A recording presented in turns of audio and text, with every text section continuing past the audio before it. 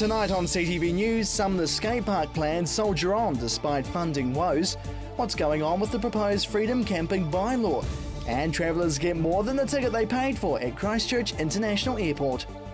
Broadcasting across Canterbury. From the CTV studio, this is First at 5. Kia ora, good evening. Welcome to CTV News, now streaming live every night at ctv.co.nz. Well, some of the skate park plans are soldiering on despite one of the major funders pulling out. But as far as the council is concerned, the positives far outweigh the negatives. Chelsea Daniels reports. The council are still looking to give the go-ahead for a skate park in Sumner in spite of having no financial backers. Look, it's not on again per se. What we're doing is trying to find a site where it could be. This has been in the pipeline since about 2000. When it started being talked about. In 2004 we went through a process of trying to identify a site. We looked at about 15 sites, we got down to 6, we then got down to Barnett Park. There were a lot of objections to Barnett Park, and then we had these earthquakes that got in the middle of all of that, and it all stopped again. So we're back in another process now. The site's been identified partly through the Sumner master planning process that we did with the community. And then when the Levi's team made their offer, it just prompted a real look at that again.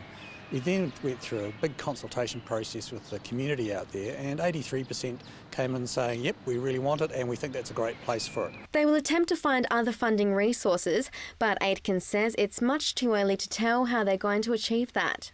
What we want to do is get the site uncertainty out of the way. If this falls through, it falls through. If we can build on that site, I think then we'll have a look at how that might be funded. And the possibilities for that are many. There is a lot of community interest in it, so there may be funding from the community. Council or the community board may want to put some money in, and there may be other people who would like to contribute to getting this off the ground. American clothing brand Levi's withdrew its $180,000 funding for the project last month after consent process for the skate park was stalled. Look, it was a shame. They certainly came in with the very best of intentions. They wanted to make a difference. They wanted to put something new into the area, and they're particularly keen on going out to Sumner. And we'd identified this as a gap from our skateboarding policy. We have one, believe it or not, and also previous work we'd done with the master plan. So it was a coming together of a lot of good things, and clearly the younger group is their target audience as well. But they're constrained by their own systems, and they've been fantastic to deal with all the way through this. But in the end, despite being very flexible, the timeframes just didn't work for them. And when it comes to the benefits the park will bring to the Sumner community, he says the positives outweigh the negatives. Clearly there's an identified need for this in terms of recreation activity for younger people, and particularly in that area, and that's been identified for a long time. And this clearly provides that. It's in a good location, and it in terms of safety and usability, and it fits with the broader master planning for Sumner. So a lot of positives, but clearly for those people who live next to it, they've got some concerns, which I'm sure they're happy to talk to you about in terms of noise and where it is and things like that. So when would we be likely to see a new skate park in Sumner? Look, it could all be decided by Christmas, or it may be into the new year. Once the consent's in place, then it's really to go back to the community board and the community and have a talk about what we might do about funding. That might happen through next year's annual plan at council if council wanted to put some money in, or it may be that the community want to get behind it themselves. Public submissions concerning the skate park can be lodged through the council's Have a Say website, with submissions ending October 7th. And Aitken is pretty positive that the plans will go ahead. And if there's a community will to make things happen, nothing can be stopped. Chelsea Daniels, CTV News. Earthquake Recovery Minister Jerry Brownlee needs to front up to the homeowners involved in a class action lawsuit against EQC. Well, at least that's the message from Labour's acting EQC spokesperson Megan Woods. Nearly 110 Canterburyans are preparing for a group lawsuit in response to alleged shoddy repairs, but they want to seek clarity over the EQC Act first before taking any action. It's been a hot topic for months and a problem for years, and now with the freedom camping bylaw submission end date looming, the Christchurch City Council are urging the public to have their say. Chelsea Daniels has the latest. The council is urging the people of Christchurch to have their say for the proposed freedom camping bylaw, with submissions closing at the end of the month. There's been general support for council to manage and protect the environment, and also to protect the health and safety of campers as well. So yes, general support for managing the land. And there's been a lot of public interest. We've had about 35 people at the 3 drop-in sessions so far. We've got another one coming up this Saturday morning, actually, in North Brighton at the Beach Cafe, 9:30. If anyone in that area would like to turn up for that, there'll be staff there to answer any questions, help people, inform them about the bylaw and what the terms and conditions of the bylaw are. We've also got about 100 submissions in the system already, which is pretty good when we've still got 2 weeks to go on the consultation period. We're quite pleased with that response so far, and we do know that we've had about 150 requests for submission forms through the Akaroa Service Centre, so we're hoping to see a bit of a flood towards the end. The decision to restrict where campers are allowed to park up has been an ongoing debate for years, with a reasonable peak in freedom camping as a result of the quakes. There's probably a couple of reasons just at the moment. Partly it would be because we lost some of the backpacker facilities with the earthquakes. Of course that's changing now with the rebuild, but that rebuild is also bringing in a few more workers on working holiday visas, so some of them are also choosing to freedom camp. The bylaw suggests banning freedom camping within the 4 avenues, in the main business areas of Littleton and Akaroa, and in the New Brighton North Ramp car park. Also in the parking area around the public slipway at Takamatua and along part of the foreshore at Waianui and French Farm. It also restricts freedom camping in residential areas of the city to be certified, self-sufficient vehicles and limits their stay to 3 nights in one location in any 30-day period. Vehicles without onboard toilet facilities will be given a restricted number of areas to park through the bylaw for only short periods. And anyone that doesn't comply will be slapped with a $200 fine. Through the submission process, the boundaries of the bylaw can be changed and will likely be changed, according to Bryant. Interestingly, it's really good. We've had a few joint submissions coming in from people actually suggesting alternative boundaries. So, they've said this is our local area, this is where we think would be a better place than what we're suggesting in the draft bylaw, so that's excellent. Submissions from the community close September 21st, with a hearings panel reviewing the entries during next month. Well, what's next is we analyse the submissions. The hearings panel sits, that's made up of elected members. They actually make the decision about what the final form of the bylaw will be.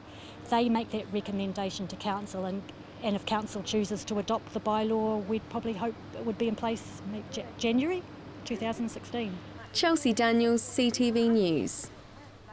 Still to come here on CTV News, a pop-up performance excites travellers.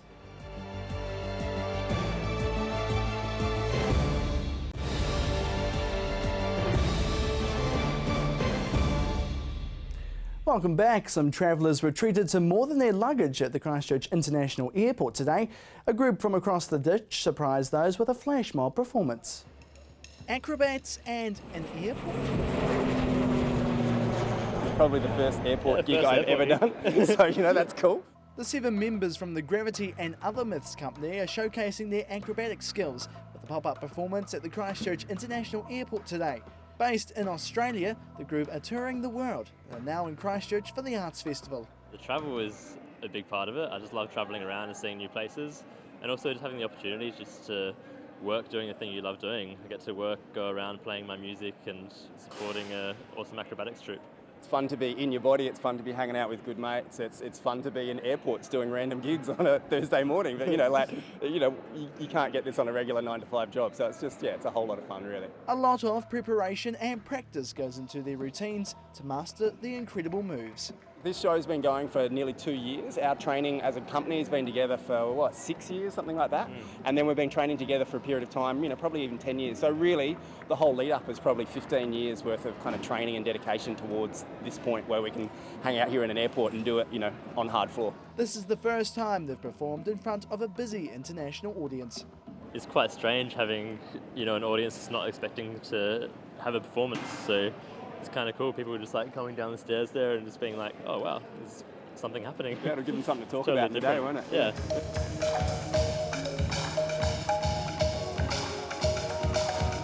The moves look like they're death-defying, but they say it's all safe. It's kind of like you get used to it. I think it's one of those things that it's just with training it becomes, your focus goes somewhere else. So I guess it would hurt, someone standing on you, but you don't really think about it when it's happening. But it doesn't stop here. After the festival, they get to prepare to go further south. Yeah, we've got another 5 days here. Then we get to spend a week down at the ski fields, which we're really looking forward to. For 4 weeks we head over to Canada, so we go to Vancouver. We have about a month in the States, and then a month in Sweden. And then we head down to Germany and Budapest and then Hong Kong and back home in January. Jared McCulloch, CTV News. With the cost of living going up, one local celebrity chef is teaching locals how to cook affordable food. Getting set to teach Cantabs how to cook on a budget. It's a spring extravaganza, and I'm doing three really lovely dishes: spring lamb, spring salad, and a really quick dessert. So it's going to be cool, actually. Jax Hamilton is preparing her showcase tonight, educating locals how to cook easy. Food doesn't have to be expensive, but it can always be delicious. So I think if you're cooking food that's seasonal, that's going to be affordable, it's going to be delicious, it's going to be, eating it when it's supposed to be eaten.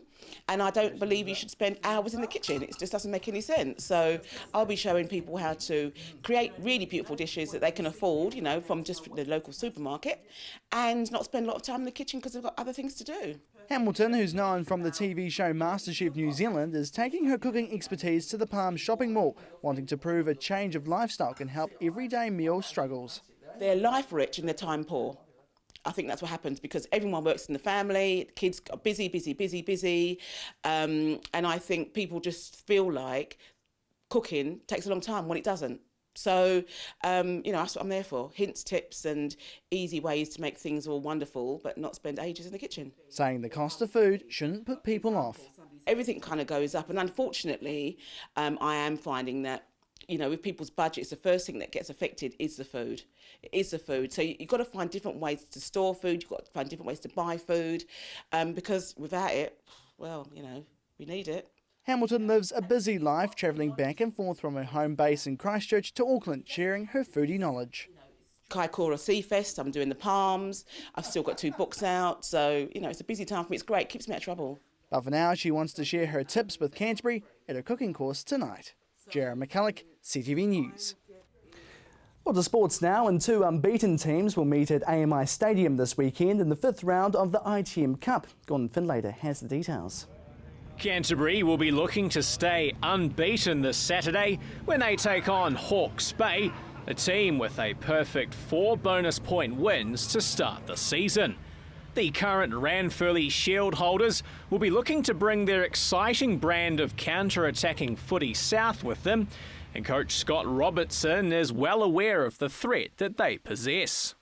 Oh, look, you're always trying to work on a set piece or your defensive plan to stop other teams, and they've got threats all over the park. They're playing good footy, one of the form teams in the comp, so full respect in their preparation. A few familiar faces will be amongst Saturday night's opposition, and fullback Tom Taylor is well aware of the talent his Crusaders teammate Israel Dagg can bring to the park. He's a dangerous player, all of us have played with them. There's a lot of their boys that have come from here originally. Brendan O'Connor's another one, so it's going to be a great challenge, but we're excited about it. They've definitely got some talent through their team, and they've been going really well, so we're excited. It's a good game. After starting at first 5 last week, Taylor slots into fullback for Saturday's game as Richie Mwanga returns at 10. Taylor has had to get used to playing multiple positions on a week-to-week basis. However, it's something he's learned to enjoy. Loving just being on the field, really. Playing a different position each week is kind of challenging, but it's got its ups as well. It's kind of exciting every week coming in and seeing where I am, so I'm looking forward to being at the back. It's a bit more running again, so legs are a bit sore this week, but it's good fun. Earlier in the week, it was announced that Taylor will now be joining Toulon in Europe after a deal with Bayonne fell through following their relegation from the top 14 competition. Taylor is looking forward to joining such a successful side in Toulon, but is also making the most of every day he has left in red and black. I was actually thinking, driving here today, it was a little bit, this is, I've got to make the most of every day because, this ITM Cup goes by so fast that, soon enough it's all over. So I've just got to, I'm loving being part of this team. I've always loved this team. So I just want to do everything I can to make sure we do the job. A win this weekend will go a long way to ensuring this season is a success And with Canterbury and Hawke's Bay both possessing exciting backlines, coach Scott Robertson is predicting a fast-flowing game, something that is sure to excite any rugby fan.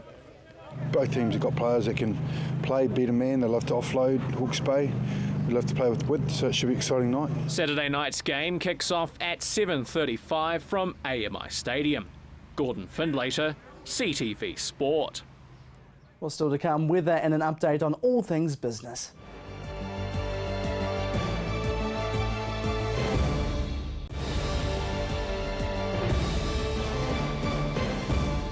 Welcome back to CTV News. Now here's Warren Head from headliner.co.nz with the latest in business.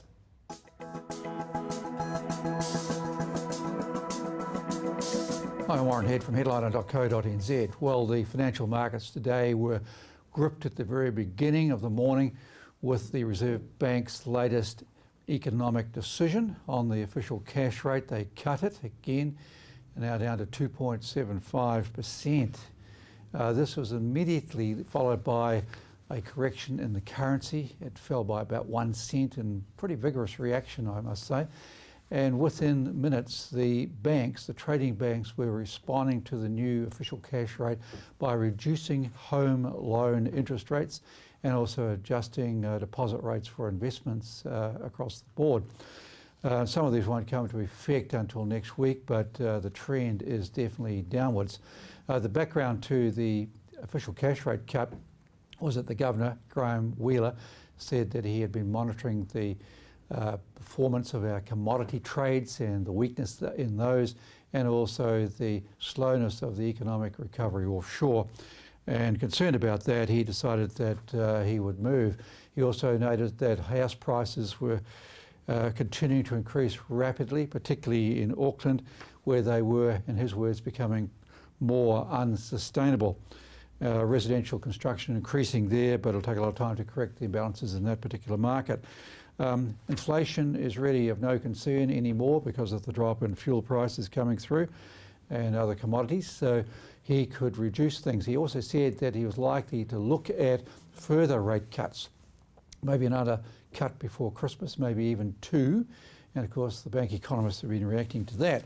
So what have we seen? Well, the home loan interest rate market is very interesting right now in terms of the floating rates. Today we saw the ANZ Bank coming out with a reduction of 0.25% to 5.99 for their ANZ floating rate home loans. And about the same time, the SBS Bank, based in Invercargill, was reducing its residential home loan floating rate to 5.89. There is thus a bit of a competition underway now, and in terms of the SBS residential home loan fixed rates, effective until the 24th of June, 2015, well, they're sitting at about 5.39% anyway. So we've got a thing going on here that we'll have to follow as it settles down. The background is, of course, that things are slower offshore, and we're seeing things a little bit slower elsewhere, but things are very busy in town. And of course, building, as we know, has plateaued, so they say, for the earthquake rebuild.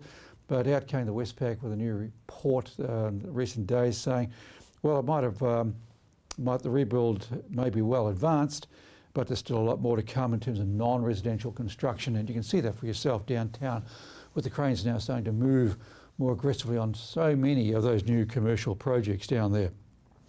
The other thing in terms of growth is, of course, tourism, which we've talked about in the past.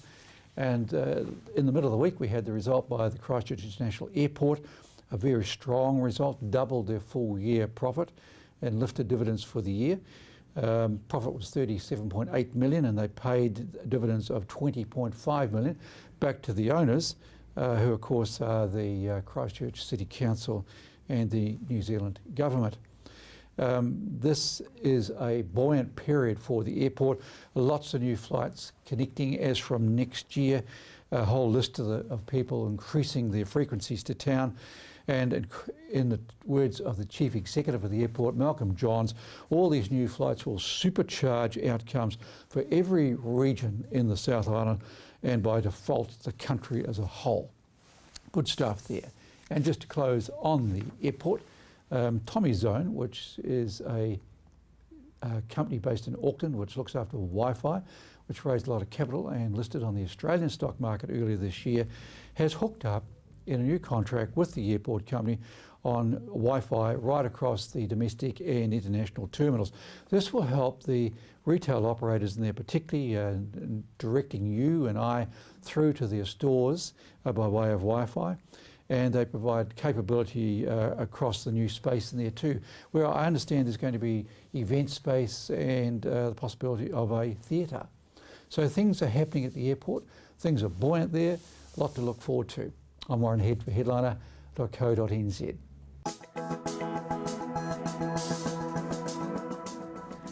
Thanks for that, Warren. Now it's time for your region's weather forecast.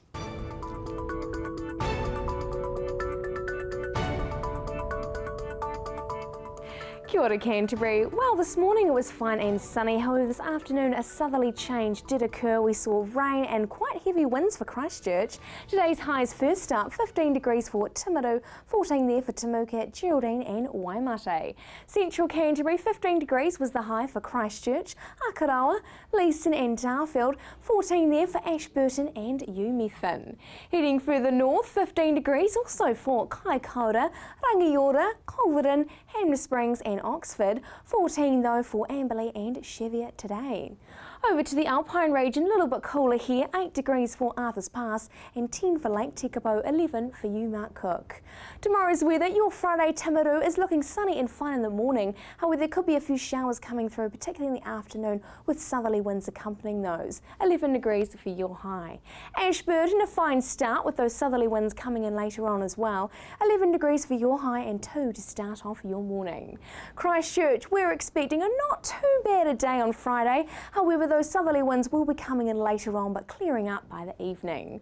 Kaikoura, sunny skies and light winds for you. However, southerlies coming through later on and 11 degrees for your high.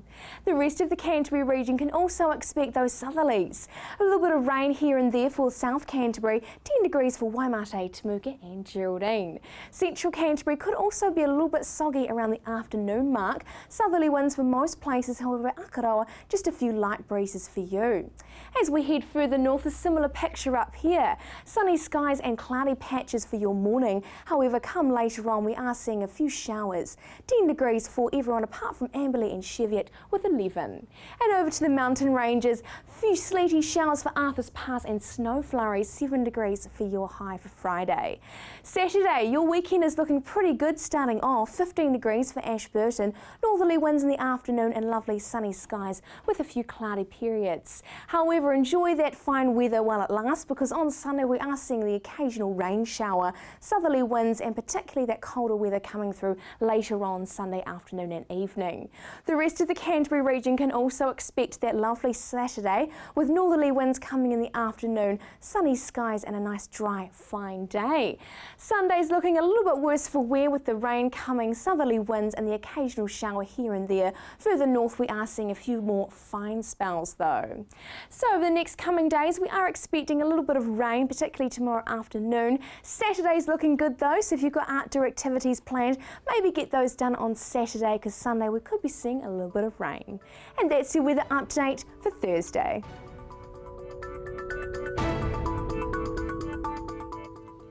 Thanks for that, Mercy, and that is CTV News for Thursday. Thanks so much for joining us. I'm Jared McCulloch. Good evening.